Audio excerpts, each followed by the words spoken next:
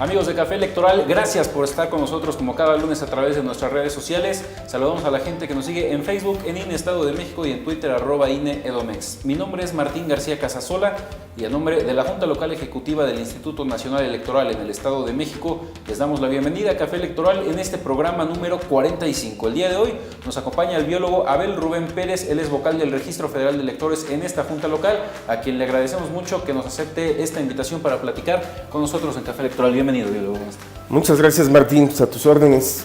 Pues el 1 de julio ha pasado ya, biólogo, y con esto las preguntas que nos llegan a través de redes sociales son: ya puedo tramitar mi credencial de elector, pero antes de entrar en materia con este tema, ¿podría compartirnos a grandes rasgos cómo cerró el padrón de cara a las elecciones? Bien, pues como fue difundida la información previo al proceso electoral, la lista nominal que se distribuyó en todas las casillas fue de 11 millones, cerca de 11 millones 800.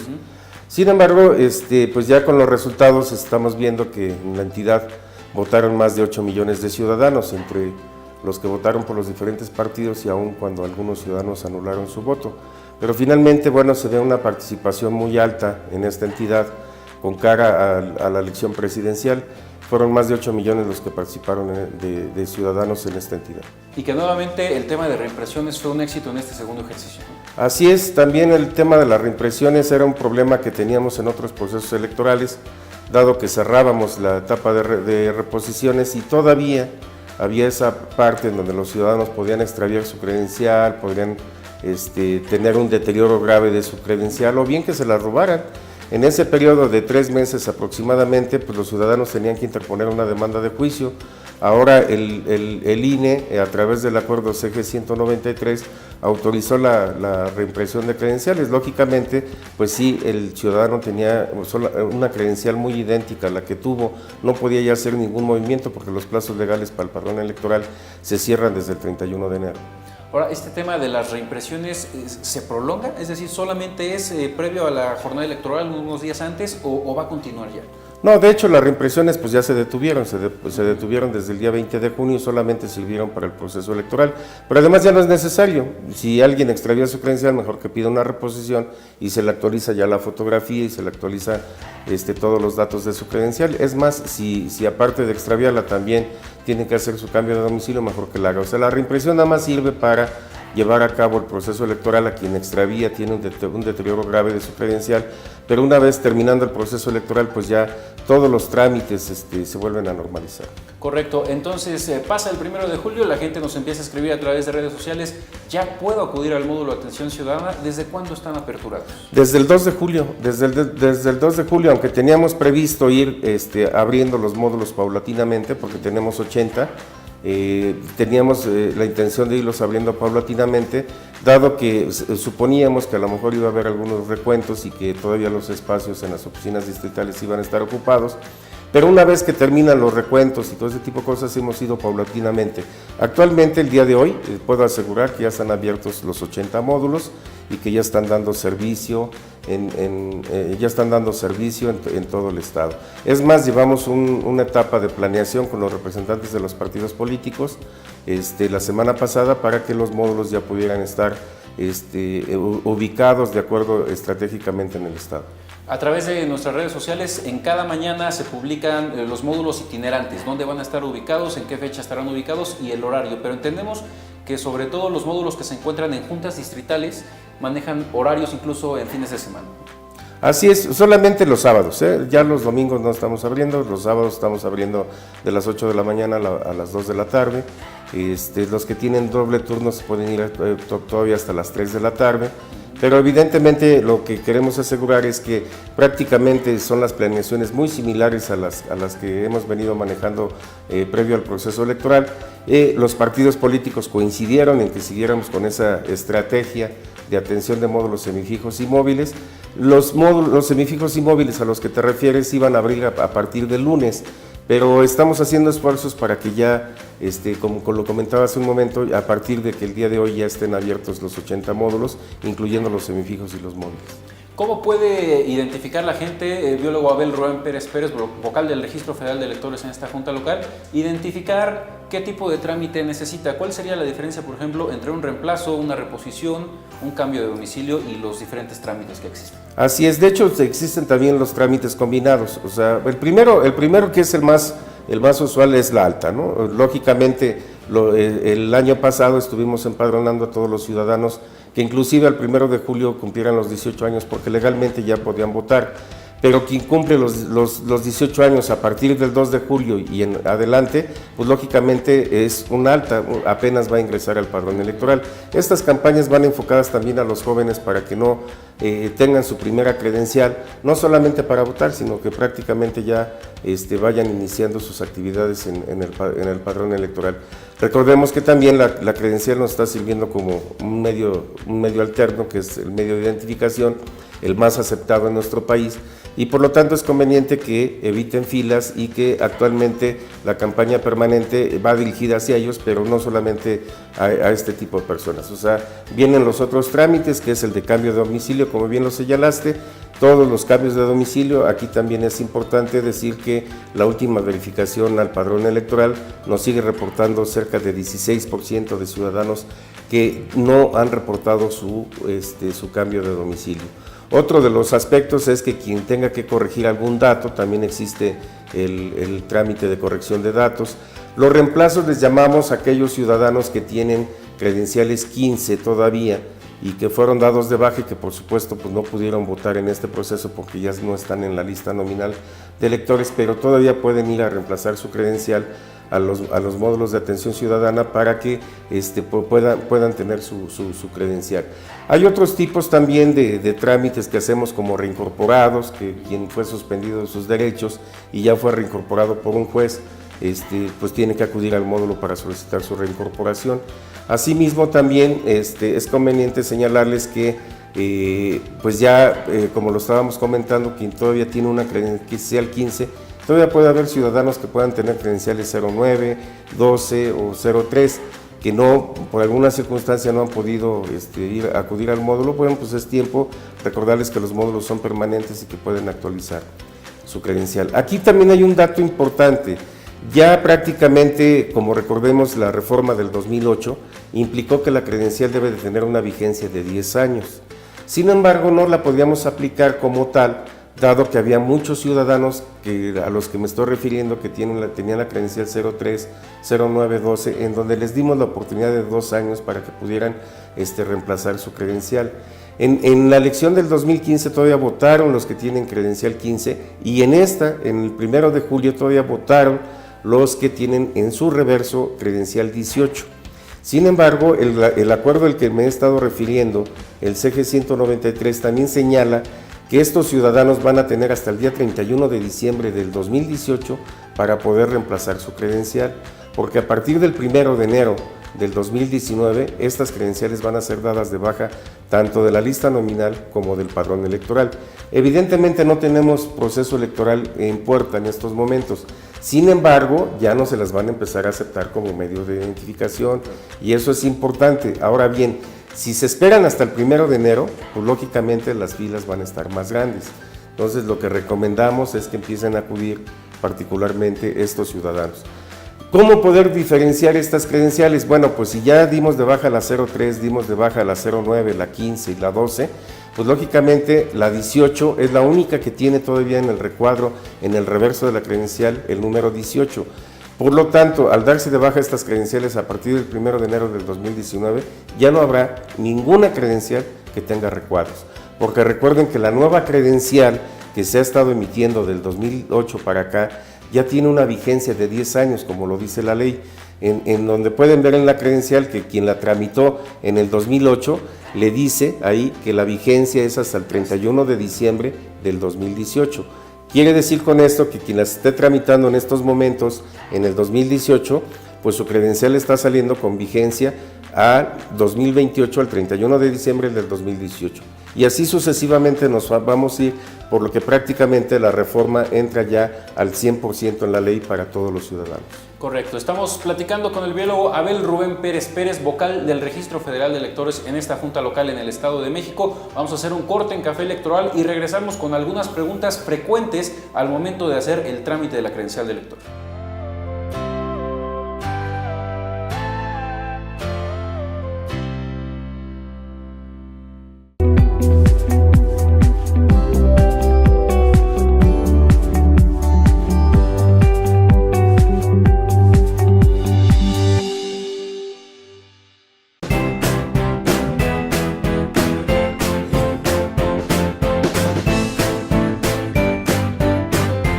INE, Instituto Nacional Electoral.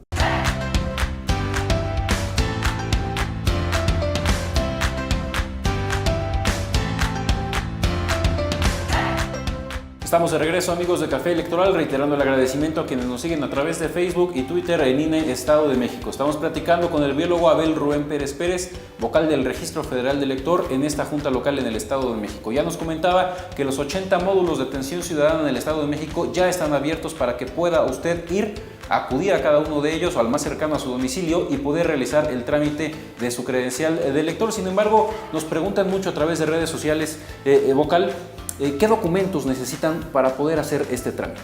Sí, son tres documentos que necesitamos y que son fundamentales. Y si me lo permites, Martín, quiero explicar uno a uno el por qué son importantes.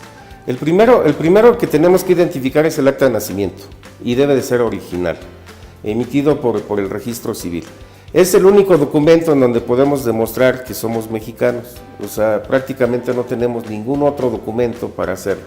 Ahora bien, ¿quién define estos documentos? Es la Comisión Nacional de Vigilancia. En la ley dice que quien determina los medios con los que se tiene que identificar el ciudadano es la Comisión Nacional de Vigilancia. Ahora bien, lógicamente pues tenemos varias variantes en este sentido. Hay quien tiene la doble nacionalidad, hay extranjeros que ya adquirieron su nacionalidad mexicana y que por lo tanto pues no tienen acta de nacimiento, porque evidentemente la clave de elector se genera con la clave de la entidad también de donde nacimos como mexicanos.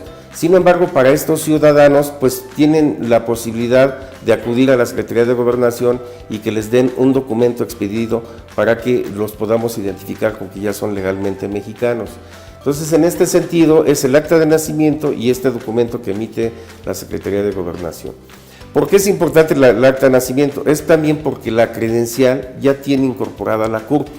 Entonces, lógicamente, el INE no puede generar una CURP si no tiene los elementos necesarios. Para eso hizo un convenio de colaboración con el Registro Nacional de Población, para que nosotros les demos los datos del acta de nacimiento y con eso se genera la CURP y es la que implementamos en la credencial. Original, pues lógicamente porque tenemos que revisar que sea perfectamente cotejada. Ahora bien, muchos ciudadanos luego ya la tienen muy deteriorada el acta de nacimiento, no es legible, tenemos problemas con algunas situaciones en este sentido. Tenemos un convenio de apoyo y colaboración que hace aproximadamente un año el maestro Joaquín Rubio, quien es el delegado del INE aquí en el Estado de México, signó un convenio de apoyo y colaboración con el Registro Civil para que pudiéramos coordinarnos con estos ciudadanos que tienen ese problema. Ya el Registro Civil ha emitido una serie de oficinas en donde pueden atender a estos ciudadanos y aparte también tienen ya el servicio por internet para que puedan bajar el acta de nacimiento y poderla presentar en los módulos. Un acta de nacimiento de las del cajero automático sirve. Claro, y también bajada por internet, o sea, en papel bond, no solamente que tenga la certificación del Registro Civil. Esto es muy importante porque finalmente el INE no puede expedir actas de nacimiento porque no es su atribución, pero sí ha hecho las gestiones necesarias para que el Registro Civil nos pueda apoyar con estos ciudadanos que puedan tener algún problema con su acta de nacimiento. El otro documento, necesitamos un documento de identificación con foto. Necesitamos saber quién es el ciudadano que quiere ingresar al padrón electoral. Entonces también requerimos una licencia, pasaporte, la credencial de la escuela, según sea el caso. En estos casos específicamente vigente, ¿verdad? Vigente, sí la pedimos vigente porque evidentemente no es una credencial que nosotros emitimos, porque hay otro tipo de identificación. Quien tiene una credencial como las que estabas comentando por reemplazo, y que su credencial ya no está dada de alta en la lista nominal, pues lógicamente ya no es vigente, pero sí la aceptamos porque el instituto la emitió y tenemos todo el acervo del propio ciudadano para poder identificar de quién se trata.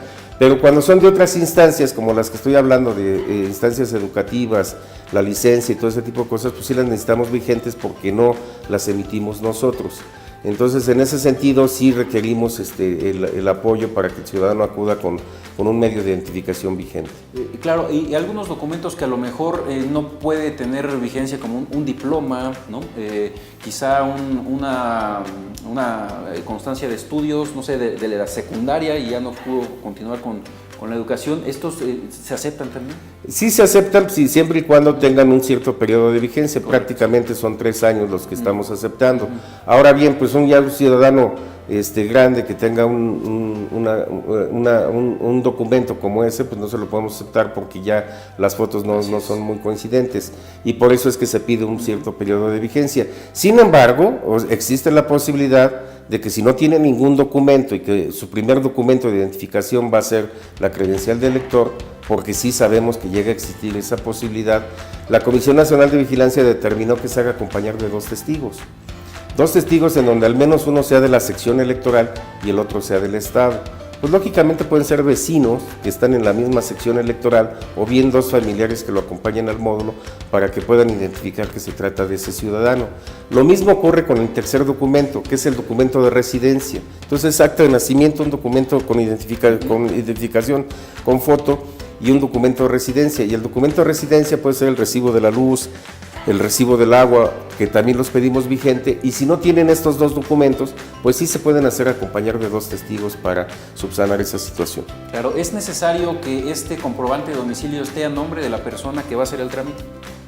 No, el documento de residencia no, porque finalmente, bueno, pues todos sabemos que en una vivienda quien paga, el nombre de quien paga la luz es solamente una persona, pero ahí viven varios ciudadanos o pueden vivir varios ciudadanos. Entonces, en este sentido, con que lleve el documento cualquier nombre y nos diga que ahí vive, con eso es suficiente. Claro, y retomando rápidamente este tema de los testigos, es importante que los acompañen porque también firman y ponen huella, ¿no? Y su credencial es vigente. Así es, y también tienen que presentar la credencial. Entonces, esto también es muy importante porque los testigos pues, nos deben de dar la veracidad del ciudadano, sobre todo para cuidar los famosos delitos electorales, que en este sentido, pues sí hemos tenido algunos problemitas, pero que los hemos ido subsanando poco a poco. Una pregunta recurrente en nuestras redes sociales es ¿cuánto tiempo tardan en entregarme la credencial? Está llegando muy rápido, está llegando muy rápido. Estamos viendo credenciales que cuando no tienen ningún problema, porque es importante también que tu auditorio sepa esta situación. O sea, no es una situación de generarla rápidamente por quedar bien con la institución. No, hacemos una revisión y un cruce con todo el padrón electoral de todo el país. Es decir, si alguien que tramitó una credencial en Yucatán y viene al Estado de México y quiere hacer un trámite y no nos informa del trámite que hizo en Yucatán, pues lógicamente nosotros no lo vamos a saber. Pero cuando ya se hace el cruce con el padrón electoral de los más de 89 millones que hay en el padrón electoral nacional, pues se va a identificar que tiene un trámite en Yucatán. Entonces ya no es un alta, es un cambio de domicilio que se está practicando de Yucatán al Estado de México. Por eso es que la credencial tiene un cierto tiempo de revisión. Ahora bien, si en el primer cruce no encontramos ningún problema, se están expidiendo las credenciales con menos de 5 días aproximadamente. Algunas pues suelen tardar de 3 a 5 a 10 días cuando llegan a tener alguna revisión en especial que se tenga que hacer por una posible homónimo, por un posible intento de duplicado, por alguna situación. O sea, lo que queremos es decirle al auditorio es que es una razón que nos han puesto los partidos políticos y que es lo que le da la confianza al padrón electoral, porque si las emitimos en el mismo momento que ya la tecnología existe, y ustedes lo saben, o sea, cualquier tienda comercial emite una credencial en 2 o 3 minutos, también lo podríamos hacer nosotros. Sin embargo, no podemos hacer esa revisión, que es lo que le da la calidad y la confianza al padrón electoral. Otra de las preguntas recurrentes es, yo vivo, por ejemplo, en Cuautitlán Izcalli, pero tengo que ir a trabajar a la Ciudad de México. ¿puedo hacer el trámite en la Ciudad de México aun cuando mi domicilio sea en el Estado de México? Sí, eso también es muy importante, qué bueno que lo tocas porque los módulos ya son nacionales, o sea, tienen una base de datos del padrón electoral de todo el país. Es decir, un ciudadano actualmente puede hacer un trámite en Mexicali, en Mérida, en Veracruz, y solamente que se identifique con los 3 documentos que ya comentamos y que nos diga que su residencia es en el Estado de México, lo puede hacer en Mérida o en Mexicali. Inclusive, o sea, el padrón electoral se sigue actualizando también de los ciudadanos que viven en el extranjero. Hicimos un corte para la elección, pero también los ciudadanos que son mexicanos y que se encuentran en el extranjero pueden seguir tramitando la credencial desde el extranjero. Claro, y cerrando este tema de las preguntas a través de redes sociales, nos dicen que si con la huella digital es suficiente para hacer su trámite. Siempre y cuando, como ya lo estábamos comentando, siempre y cuando ya tengamos sus documentos. O sea, es decir, si ya vas a hacer tu segundo, tu tercer trámite porque extraviaste la credencial y tenemos tus huellas dactilares en el sistema, pues lógicamente con la huella va a pasar. Pero en el caso de los jóvenes, pues no tenemos nada. Es su primera vez que van a entrar al padrón electoral, es su primera vez que les vamos a tomar la huella, es su primera vez que vamos a digitalizar sus documentos y por supuesto ellos sí tendrían que llevar los 3 documentos. En el caso de los cambios de domicilio también es importante que se tome en cuenta. En los cambios de domicilio sí requerimos el documento de residencia, porque nos está diciendo que en el documento que ya tenemos digitalizado, se está cambiando de domicilio a otro domicilio. Entonces sí es importante que lleve su documento de residencia. Mira, Martín, lo importante aquí es que el ciudadano se identifique y que también considere que los funcionarios de módulo no tienen atribuciones para modificar el sistema. Lo que le pide el sistema, si el sistema le pide acta de nacimiento, la tiene que llevar el ciudadano. Si el sistema le pide documento de residencia, la tiene que llevar. Por eso es importante que seamos claros en este sentido. O sea, en este sentido, a veces la gente se confunde con que dice, es que si ya a ese ciudadano se le aceptaron nada más poniendo la huella, también a mí. No, él puede estar en una circunstancia diferente y además el tipo de trámite puede ser diferente. Una reposición, pues es lógico que tenemos sus documentos y con la huella va a pasar, pero si tú vas formado atrás de esa persona y quieres hacer lo mismo y quieres cambiar de domicilio, el sistema en automático te va a pedir el documento de residencia en original. Correcto, y finalizando, si pierden la credencial del lector, la pregunta recurrente es, ¿tengo que reportarla al INE o qué tengo que hacer? Lógicamente, bueno, pues tienen que ir al INE a decirnos que la extraviaron. O sea, la reposición de credencial se hace por 3 aspectos. La credencial se va deteriorando, tiene un deterioro, tiene una duración, una vida media, lo que nos han dicho los expertos, de 10 años. Pero ocasionalmente puede sufrir un accidente, una rotura, alguna situación, pues lógicamente la credencial ya no se la están aceptando, va y pide una reposición. La reposición no te cambia nada, más que la fotografía, que ya está más actualizada, y te cambia la vigencia de la credencial. El resto de los datos son iguales. Por eso es que ahí en la reposición, si con la huella, es suficiente para poderte ingresar al padrón electoral. Pero ya un cambio de domicilio, pues lógicamente requiere también el documento de residencia porque se está cambiando de domicilio. Un alta, pues lógicamente necesitamos los tres documentos, o sea. Así es, pues le agradecemos mucho, biólogo Abel Rubén Pérez Pérez, vocal del Registro Federal de Electores en la Junta Local del Estado de México, que haya podido platicar con nosotros en Café Electoral para compartir estos datos que son, decíamos, preguntas frecuentes a través de las redes sociales, y también informar que los 80 módulos del Estado de México están abiertos para que pueda usted acudir a hacer su trámite. ¿Algún comentario final que quisiera mandar a la gente que nos sigue a través de redes sociales? Sí, pues muchas gracias, Martín, también por la oportunidad y que nos permitas dirigirnos a todo tu auditorio, pero también es importante comentarles que, bueno, poco a poco los módulos van a ir tomando su participación normal, pero lo más importante también es que los ciudadanos no dejen los trámites al último, ¿no? O sea, que finalmente junten sus 3 documentos, que se vayan programando. Es muy importante también informarles que pueden programar su cita, existen en los módulos ya citas programadas. A través de internet, a través de la página INE, www.ine, pueden ingresar y pueden decir, yo quiero ir el martes a tal módulo. Ya comentamos que los módulos son nacionales. Igual también aquí existe un centro estatal de consulta que recibe llamadas del 01800, de 01800, LADA sin costo, 433-2000, que también les ubica dónde está el módulo, sobre todo aquellos módulos que se están moviendo, semifijos y móviles, también les ubica en dónde está.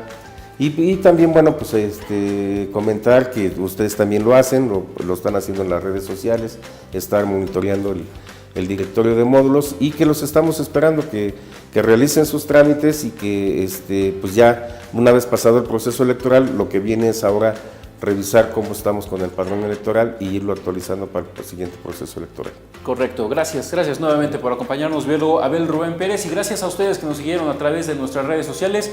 Mi nombre es Martín García Casasola y bajo la producción de Gerardo Noriega les agradecemos el favor de su atención. Los invitamos el próximo lunes a que nos acompañen y se tomen con nosotros un café electoral. Gracias y buenas tardes.